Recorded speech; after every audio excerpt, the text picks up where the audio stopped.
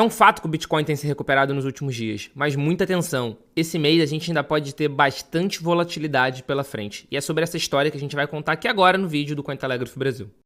O mês de julho de 2024 está sendo um mês extremamente volátil, tanto para o Bitcoin quanto para as criptomoedas de uma forma geral. Essa volatilidade já era esperada. E a gente tem 4 fatores, 2 positivos e 2 negativos. Eu vou começar pelos negativos. O primeiro negativo, ele começou, na verdade, ali no final do período de junho e se arrastou até mais ou menos a metade de julho.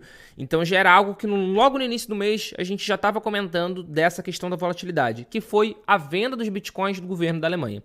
A Alemanha tinha muito Bitcoin que tinha sido adquirido, entre muitas aspas, através de uma operação policial. Então não é ainda, inclusive, um Bitcoin diretamente do governo alemão. Não é posse estatal, mas estava sob gerenciamento do governo porque eles tinham apreendido esses Bitcoins. Eles, inclusive, emitiram uma nota no último dia 17 de julho, dando mais detalhes dessa operação. Aqui eles falaram que eles tinham aproximadamente 49.858 bitcoins e eles liquidaram esses bitcoins entre o dia 19 de junho e o dia 12 de julho de 2024 em cooperação com o Departamento Federal da Polícia Criminal. Os rendimentos da venda totalizaram 2,6 bilhões de euros, o que em dólar dá aproximadamente 2,8 bilhões de dólares, e eram bitcoins apreendidos do caso Move2K, que era uma plataforma de streaming ilegal, no sentido que passava coisas de direito autoral e não pagava direito autoral. Era pirataria.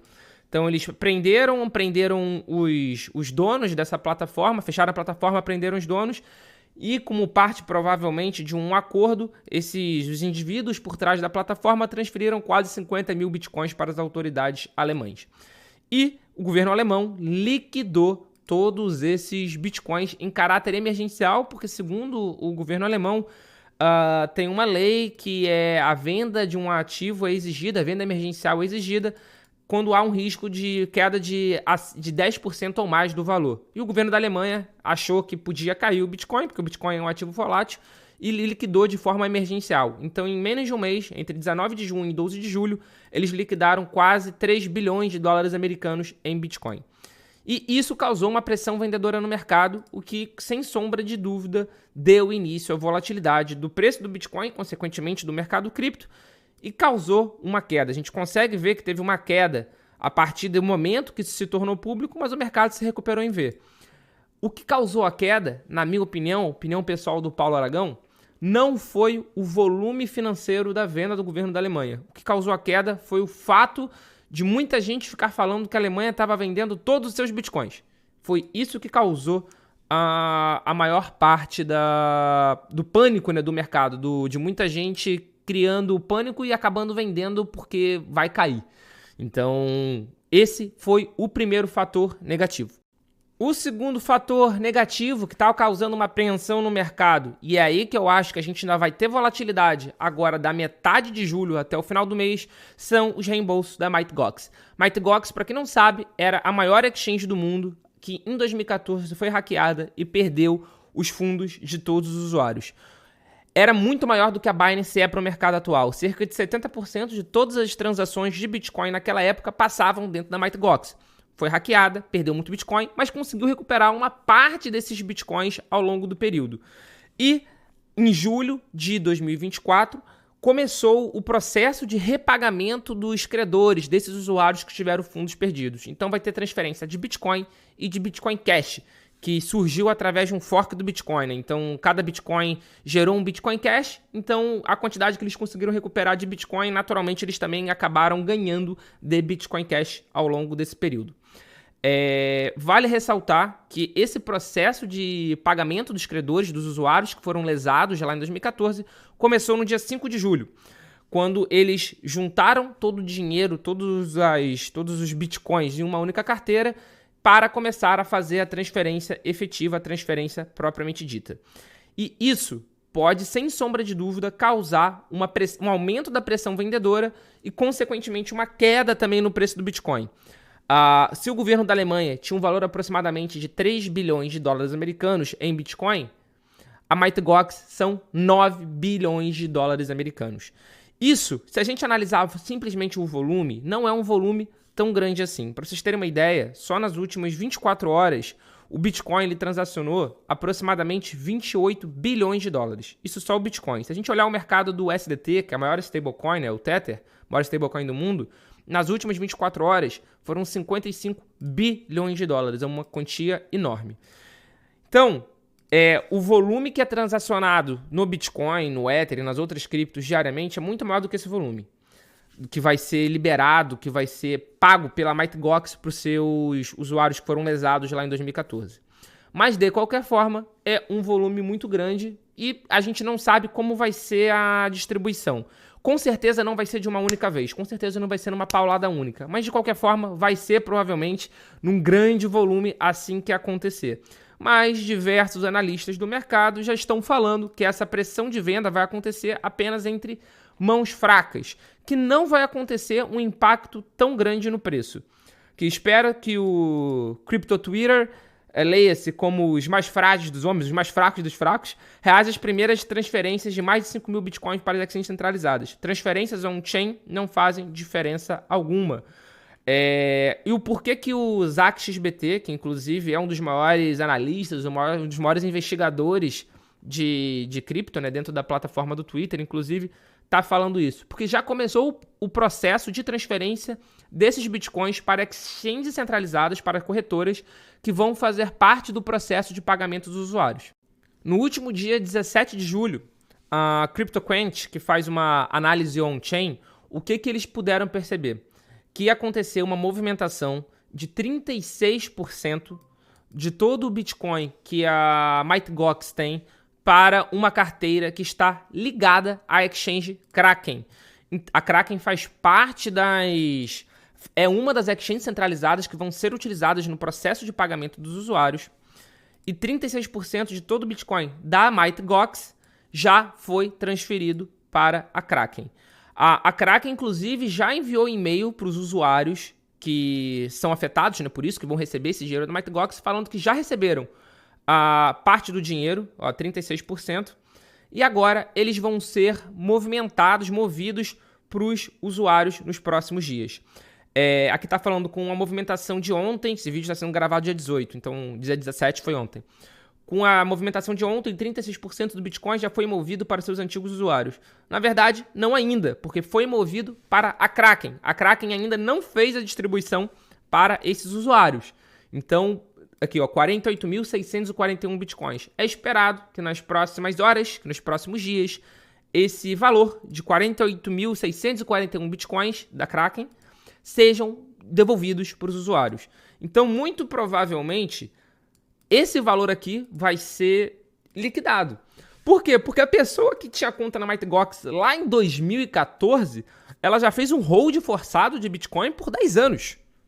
Será que ela não vai liquidar? Será que ela não vai realizar o lucro agora? Eu, particularmente, se fosse eu, tá? Vamos supor que eu tivesse, 10 Bitcoins de 2014, porque o Bitcoin não valia quase nada, né, em 2014. Valia muito pouco mesmo.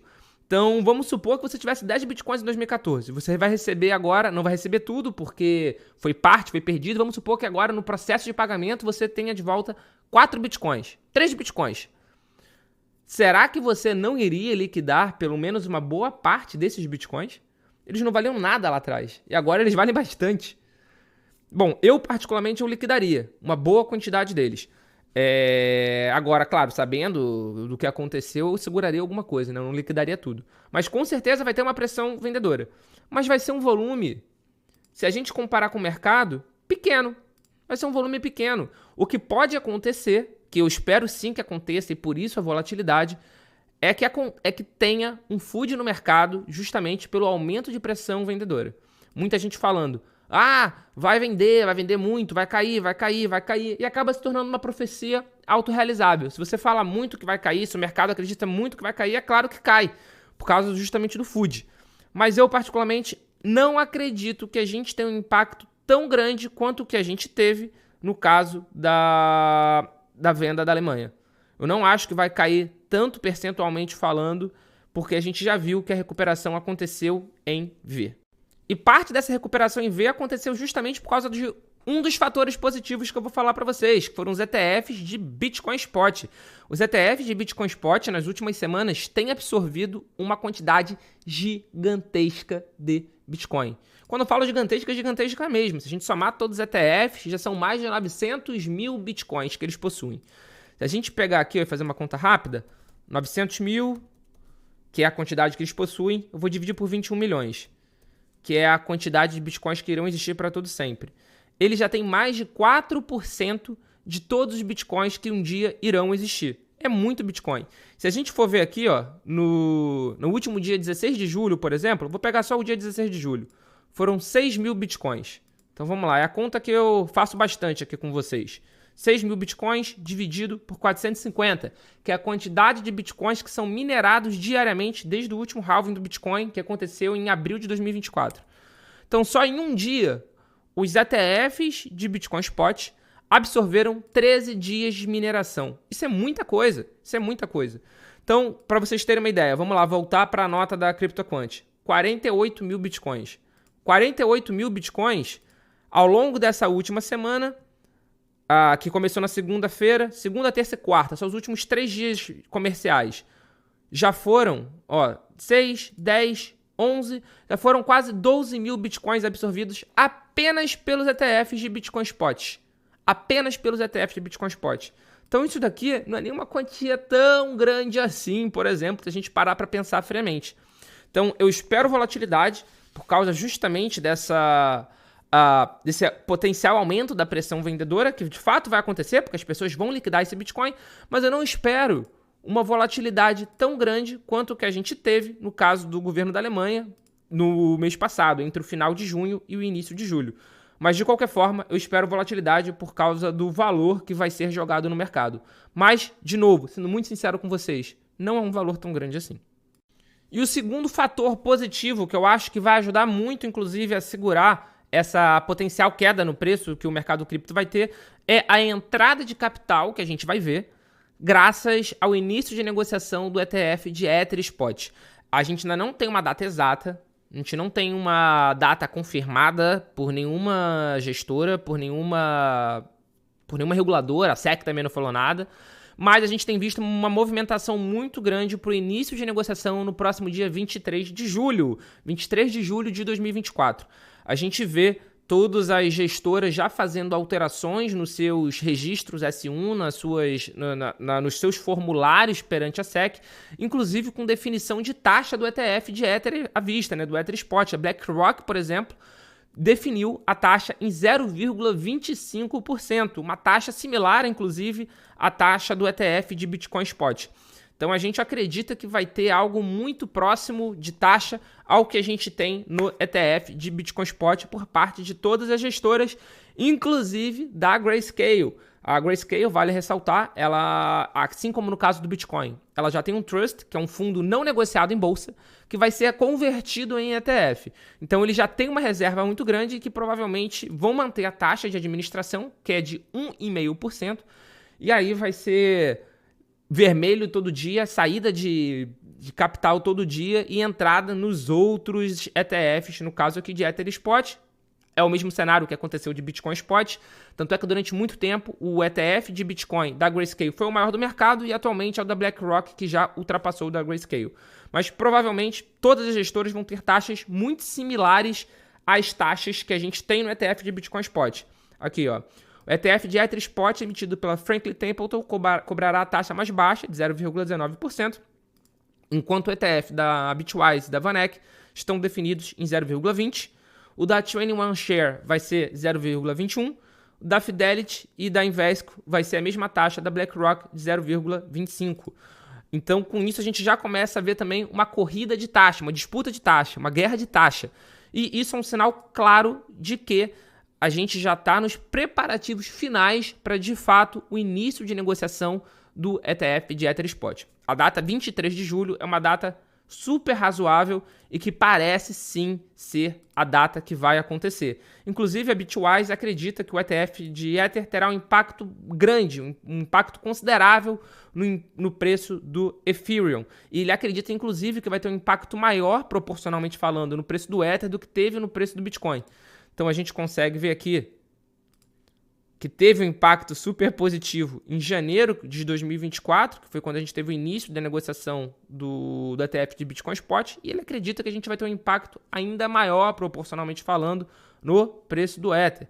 Então, se a gente pegar aqui o preço do Ether no último ano, a gente já tem visto uma valorização aqui na casa de 80%. Então, isso pode ajudar também, então não só o Ether, mas como todo o mercado cripto, ao injetar mais e mais e mais capital dentro do mercado de uma forma ampla. E algo que está muito característico desse atual ciclo é que a gente tem visto que quando o mercado tem um momento de alta, dá uma pernada, as meme coins também dão uma super pernada. Claro que eu costumo falar, meme coin sobe rápido, mas também desce rápido. Mas de qualquer forma, tem sido uma característica desse ciclo o grande ganho de capitalização de mercado por parte das meme coins.